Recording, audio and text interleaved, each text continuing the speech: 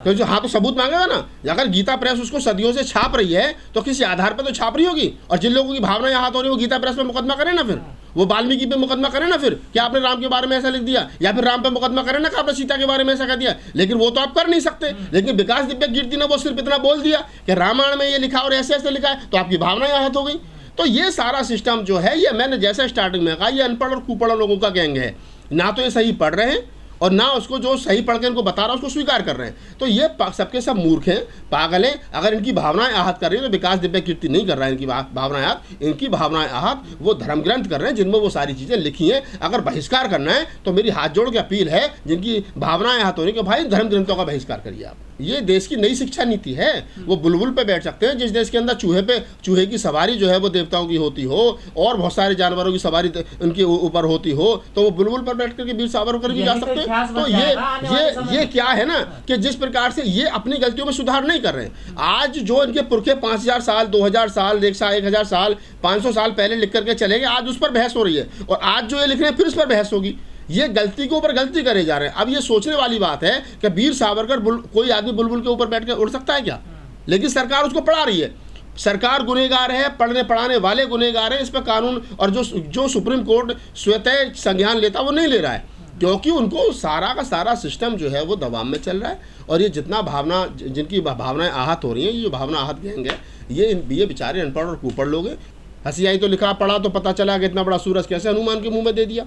उस पर चर्चा करते हैं तो उनकी भावनाएं आहत हो जाती हैं। अगर उसमें लिखा गया है कि राम अगर ये कह रहे हैं सीता के लिए कि सीता ये मत सोचना कि मैं तुम्हारे लिए युद्ध लड़ा। मैंने युद्ध इसलिए लड़ा क्योंकि ये मेरे पुरखों की मान सम्मान का, मेरे खानदान की मान सम्मान का सवाल था। और मैं तो तुमको सिर्फ उसलिए इतना मानता हूँ, जिस प्रकार किसी घी को अगर कोई कुत्ता चाट लेता है और वो किसी काम का नहीं बचता, ठीक उसी प्रकार तुम मेरे लिए हो, क्योंकि तुमको रावण की सभा में या रावण के महल में तुम रही हो। तो जो आदमी सीता का यानी स्त्री का, और वो राम कर रहा हो, कोई और नहीं कर रहा हो, और ये बात वाल्मीकि रामायण के उत्तरकांड में लिखी हो, उसमें सम्मुखबद्ध लिखा हो, और आज जब उसको कोई पढ़ता है और पढ़ने के बाद जब उस पर बोलता है, चाहे वो विकास दिव्य कीर्ति है, चाहे और बहुत सारे हमारे जैसे लोग हैं, तो इन लोगों की भावनाएं आहत हो जाती है। भाई हमने थोड़ी लिखा है यार, तुम्हारे बाप दादों ने तो लिखा है, तुम्हारे पुरखे तो लिख करके गए। बाबा साहब डॉक्टर अम्बेडकर ने थोड़ी लिखा है, बुद्ध कवि नानक रविदास फूले ने थोड़ी लिखा है। जो लिखा है तुम्हारे पुरखों ने लिखा है, और तुम्हारे पुरखों के लिखे हुए चीज को हम पढ़ रहे हैं। और पढ़ने के बाद में विकास दिव्य कीर्ति जैसे लोग कह रहे हैं कि भाई ये लिखा है इसमें, अब ये सही है या गलत है खुद तुम सोच लो। और जो मैंने देखा कि विकास दिव्य कीर्ति का जिस प्रकार से विरोध हुआ है, सही बात कहने पर विरोध हो रहा है, तुम्हारी ही बात लिखी पढ़ी करने पर विरोध हो रहा है, तो ये जितने लोग विरोध करने वाले हैं और जिनको हमारी भावनाएं आहत हो गई, इनसे हमारी हाथ जोड़ के अपील है, भैया अपनी भावनाएं अपने पास रखो। अगर तुम्हारे धर्म ग्रंथ जिनको तुम्हारे पुरखों ने लिखा है उनमें उन बातों से लिखी हुई से तुम्हारी भावनाएं आहत नहीं होती, तो ये सब अंधे लोग हैं, सच को स्वीकार करना नहीं चाहते। और सदियों से हमारे तमाम जो दलित एक्टिविस्ट हैं, तमाम और अन्य पढ़े लिखे लोग हैं, वो इस बात को कहते रहे हैं कि जितने हिंदुओं के धर्म ग्रंथ हैं वो महिला विरोधी हैं, वो दलित विरोधी हैं, वो मूल निवासी विरोधी हैं, वो एक खास समाज को मान सम्मान देते हैं, एक खास समाज को आगे बढ़ने का अवसर देते हैं, और वो है ब्राह्मण।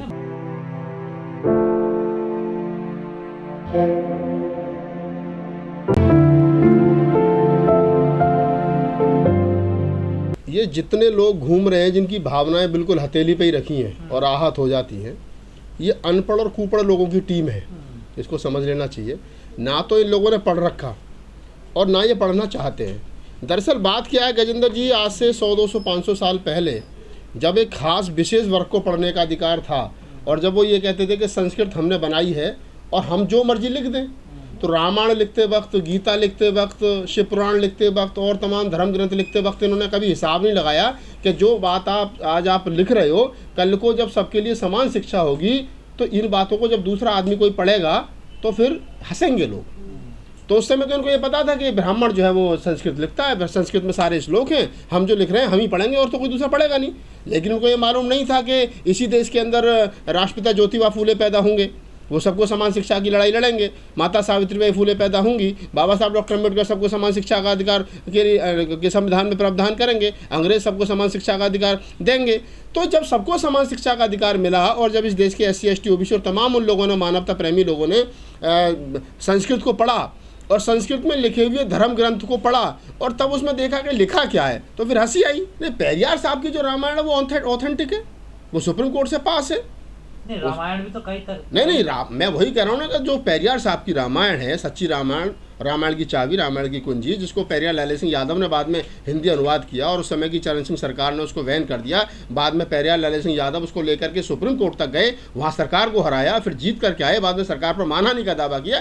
तो पेरियार रामास्वामी नायकर की या पेरियार लाल सिंह यादव की जो रामायण है वो कानून से पास रामायण है। आप कैसे कह सकते हो? तुलसीदास की रामायण में और वाल्मीकि रामायण में सिर्फ इतना फर्क है जितना मैं समझता हूँ कि वाल्मीकि रामायण में जो उत्तरकांड है और जिसमें सम्मुख वध जोड़ा गया है वो है उसमें, लेकिन तुलसी कृत रामायण में वो दोनों तीनों चीज़ हटा दी गई हैं। तुलसी कृत रामायण जब राम युद्ध कर करके वापस आ जाते हैं वहीं खत्म हो जाती है, लेकिन वाल्मीकि रामायण पर पूरा राम का चरित्र दिखाया है, मृत्यु तक दिखाया गया उसमें, जितना मुझे जानकारी। तो आप इस बात को समझिए कि वाल्मीकि रामायण क्योंकि ओरिजिनल रामायण है, उसको पढ़ने के बाद में तमाम लोगों ने अपनी अपनी राय रखी है। कुछ लोगों ने छोड़ दिया है, कुछ लोगों ने जोड़ दिया है, कुछ ने घटा दिया है, किसी ने जोड़ दिया है। तो बाद में जितनी रामायण आई है, चाहे पुरुषोत्तम हो, चाहे और अन्य कई विशेषज्ञ जिन्होंने राम पे बहुत अच्छा लिखा है, तो उन सबकी अपनी अपनी मान्यता है। राम को जिसने जिस रूप में देख लिया उस रूप में पेश कर दिया, लेकिन वाल्मीकि रामायण जो कि संपूर्ण रामायण है उसको आप झुटला नहीं सकते।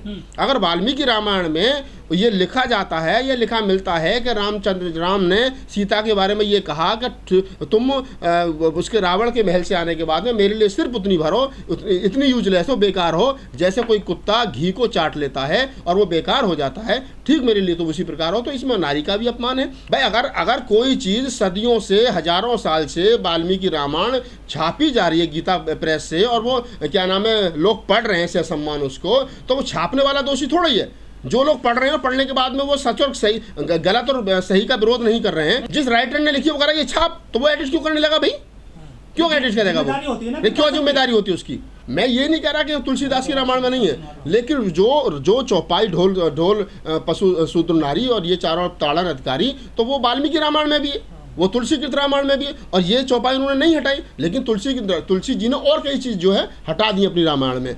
तो क्या है कि आप इसको देखिए, जो जितने लोग घूम रहे हैं, जो ये कह रहे हैं कि ये भावना जो है हमारी आहत हो गई, इन लोगों को बेचारों को पता ही नहीं है, ये गलत रास्ते पे जा रहे हैं भाई। जो बात धर्म ग्रंथों में लिखी गई है, अगर कोई आदमी मय पेज के, मय क्या नाम है श्लोक के, उसको कोट करके उसका हिंदी अनुवाद करके बता रहा है, तो उसमें भावनाएं आहत कहाँ हुई? अगर आपको लगता है कि आपकी भावनाएं आहत हुई हैं, तो आपकी भावनाएं आहत विकास दिव्य कीर्ति ने नहीं की, आपकी भावनाएं आहत रामायण ने की है। अगर आपको केस करना है तो रामायण पर करिए, राम पर करिए जिसने सीता का अपमान किया है, लेकिन आपकी हिम्मत नहीं है। नहीं, सुधारने की जरूरत ही क्या है?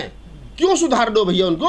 अगर नहीं, जब वो 5000 साल से नहीं सुधरे तो कौन सी आफत आ गई? सुधर भी जाएंगे तो कौन सी आफत आ जाएगी? आज जो ये लोग कह रहे हैं कि क्या नाम है, ये हमारी भावनाएं हाथों की विकास दिव्य कीर्ति की दृष्टि को जो है वो किया जाए, बैन किया जाए। भैया एक बात बताओ, एक संस्थान है जो इस देश को IAS दे रहा है और तार्किक तरीके से दे रहा है, आप उसको तो बैन कर रहे हो, लेकिन जिस धर्म ग्रंथ में ये बात लिखी है आप उसको बैन करने की बात नहीं कर। क्या किसी ने कहा कि रामायण में बात लिखी है रामायण को बैन करना चाहिए? नहीं कह सकते, इनकी हिम्मत नहीं है। बिल्कुल इसको सम्मुख का वध किया ही नहीं राम ने। नहीं तो नहीं किया तो लिखा है ना। अरे तो वो लिखा तो है ना, तुम हम ये कैसे मान लेंगे नहीं किया?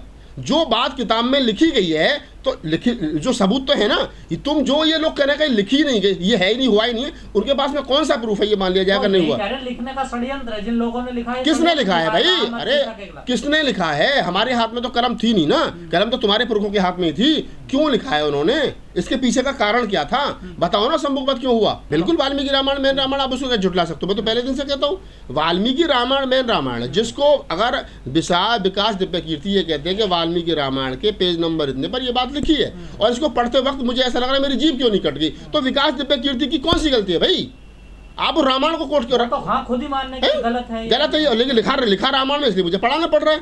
तो आप इस बात को देखिए कि जो लोग इस बात को कह रहे हैं उनको चाहिए कि वो विकास दिव्य कीर्ति की दृष्टि को बैन करने की मांग ना करें, रामायण को बैन करने की मांग करें, गीता प्रेस को बैन करने की बात करें। कभी गीता प्रेस ने बात छापी है जिससे हमारे राम की भावना, राम का चरित्र जो वो उजागर हो रहा है, तो इसमें कौन सी बड़ी बात है? हाँ, तो जब उनको सदियों से वो संचालित कर रहे हैं और छाप के बेच रहे हैं और सारा कुछ कर रहे हैं, तो आप इसको कैसे स्वीकार कर सकते हो? वहाँ एक से एक बड़ा विद्वान ब्राह्मण बैठा है, उसकी देख रेख में वो छप रही है, तो सही है ना, तभी तो छप रही है, गलत थोड़ी छपती।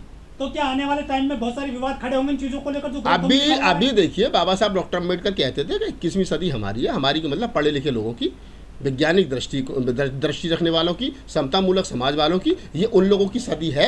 अभी शुरुआत है 21वीं सदी की। अभी आप 20 साल गुजरे, 10 साल और रुक जाओ। अभी तो लोग जो नई, अभी आज से पहले क्या था कि दलित सवाल करता था, ओबीसी सवाल करता था, कहता नहीं तो दलित है तो ओबीसी से सवाल कर, लेकिन आज ब्राह्मण भी सवाल कर रहा है। विकास दिव्य कीर्ति तो दलित नहीं है ना, विकास दिव्य कीर्ति तो ओबीसी नहीं है ना, वो तो खुद सा सवर्ण है, सवर्ण परिवार से आते हैं, ब्राह्मण परिवार कुल से आते हैं, वो भी विरोध कर रहे हैं। तो ये क्या है कि जो मानवता प्रिय आदमी है वो कहेगा, उसका विरोध करेगा, उसे पता है गलत है। और जितने लोग कह रहे हैं कि क्या नाम है, हम तो साहब हमारी भावनाएं हाथ हो गई, तो फिर धर्म ग्रंथों के हिसाब से चलो।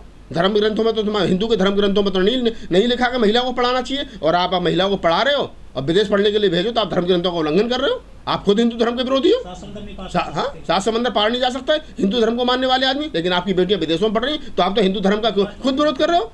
तो आप भाई, आप कोई महिला जो है वो उच्च पद पर आसीन नहीं हो सकती, लेकिन आपकी बेटी प्रधानमंत्री, राष्ट्रपति और क्या नाम है जज और कलेक्टर बन रही है, तो आप हिंदू धर्म का खुद विरोध कर रहे हो। आप कहाँ हिंदू धर्म का पालन कर रहे हो? आप तो वही बात कर रहे हो जो बाबा साहब डॉक्टर अम्बेडकर ने कहा था कि महिलाओं का किसी भी समाज का ने कितनी तरक्की की, इस बात का अगर आकलन करना तो उसकी महिलाओं ने कितनी तरक्की की इस बात पर। तो आप बाबा साहब डॉक्टर अम्बेडकर के विचार को पर चल रहे हो, लेकिन स्वीकार नहीं कर रहे हो। अगर जिन लोगों को लगता है कि हमारा हिंदू धर्म खतरे में है, उनको सबसे पहले अपनी बेटियां घर में बिठानी चाहिए, बिल्कुल नहीं पढ़ानी चाहिए। उनको पूजा पाठ का काम करना चाहिए। इस दौर में भी हवाई जहाज में नहीं बैठना चाहिए, कोट पैंट टाई नहीं लगाने चाहिए, धोती कुर्ता पहन कर लंबी सी चोटी लगा करके रहना चाहिए, अगर वो सही मायने में हिंदू धर्म का प्रचार प्रसार करना चाहते हो और हिंदू धर्म को बचाए रखना चाहते हैं।